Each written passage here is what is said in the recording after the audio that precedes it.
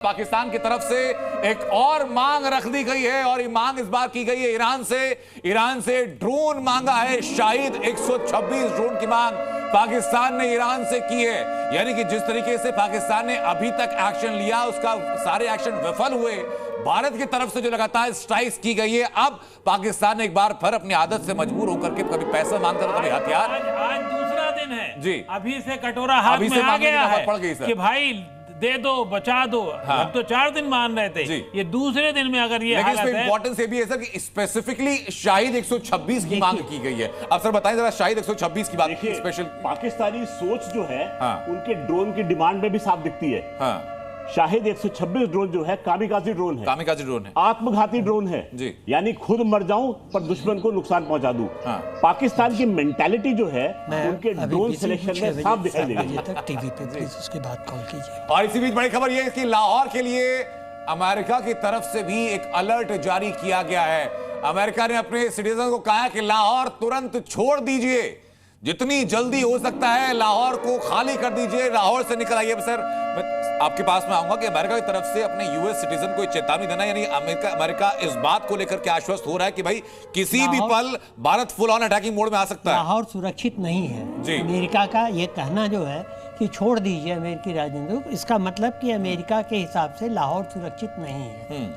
और आगे देखिए, ट्रंप शायद एक बार और ये कहें कि मध्यस्थता कराना चाहते हैं, लेकिन उसका कोई फायदा नहीं होगा। दूसरी चीज जो ईरान की बात कर रहे थे जी, ईरान से शाहिद मांगा है, लेकिन ईरान शाहिद देने वाला नहीं है जी। ईरान बिल्कुल नहीं देगा।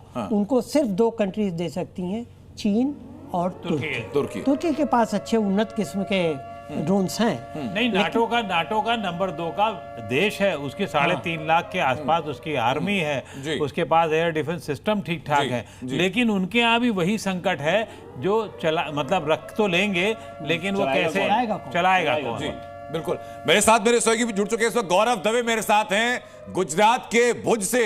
गौरव जरा बताइए कि भुज में ग्राउंड पर इस वक्त क्या चीज सामने है, क्योंकि कई बॉर्डरिंग इलाके ऐसे हैं जहां पर कि पाकिस्तान की तरफ से अटैक करने की कोशिश की गई थी।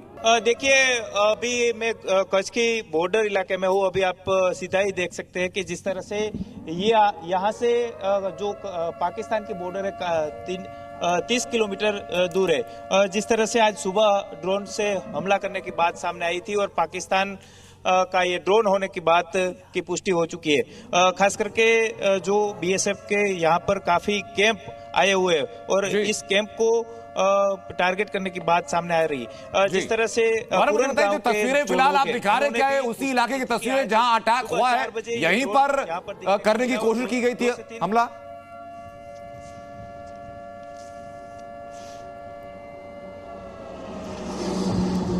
यही वो इलाका है जो पाकिस्तान बॉर्डर यहाँ से 30 किलोमीटर दूर है। जो कुरन गांव है, जो कच्छ का आखिरी गांव है, और वहाँ के आगे बीएसएफ की चौकी पड़ती है और वहाँ से अंदाजित 400 मीटर दूर ये हमला हुआ था। जिस तरह से ये कुरन गांव है, उसके लोगों ने भी ये पुष्टि की है कि रात को 4 बजे एक संदिग्ध ड्रोन दिखने को मिला था और कुछ ही घंटों के बाद सुबह 6 बजे ये ड्रोन के ब्लास्ट होने की मैसेज आए थे और खास धुएं दिख रहे थे। भुज इसलिए भी इम्पोर्टेंट है, मैं सर आपके पास में आऊंगा कि अगर मैं गलत नहीं हूं तो 1971 के वॉर में यहीं पर एयर स्ट्रिप पर पाकिस्तान की तरफ से अटैक किया गया था। बिल्कुल जी, ये वेस्ट से जब किया गया था, अटैक किया गया था पाकिस्तान की तरफ से, तो यहाँ शुरुआत हुई थी और तब शायद हम उतना ज्यादा उस तरफ तैयार नहीं थे।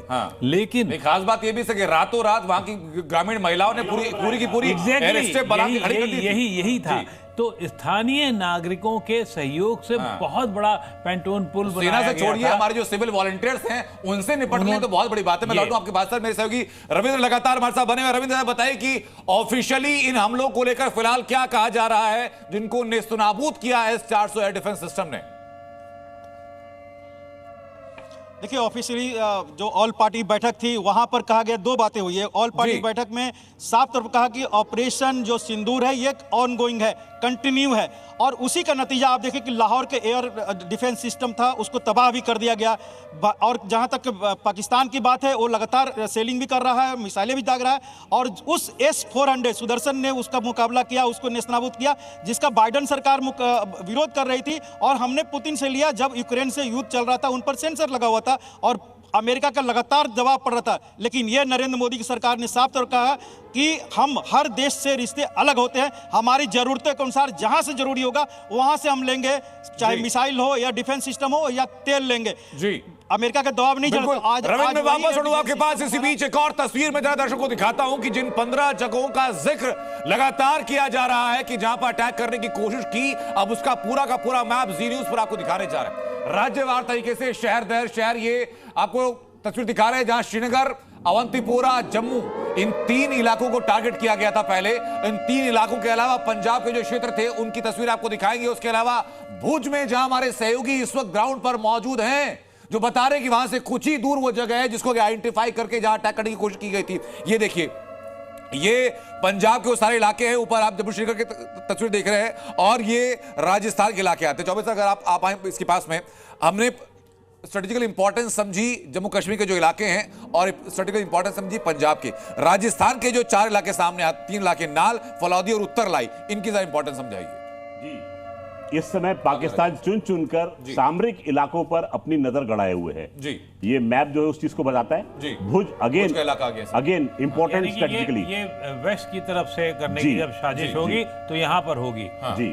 तो ये देखने वाली बात है कि जब ऐसा मिसाइल स्ट्राइक होता है तो अगर उसने भारतीय जनमानस के ऊपर अटैक करने की कोशिश की है, यानी कि वो बिल्कुल हार चुका है, उसको कोई रास्ता दिख नहीं रहा है, और ये बहाना लेगा कि नहीं वो तो मिसाइल है, कहीं पर भी जाके गिर सकती है जी।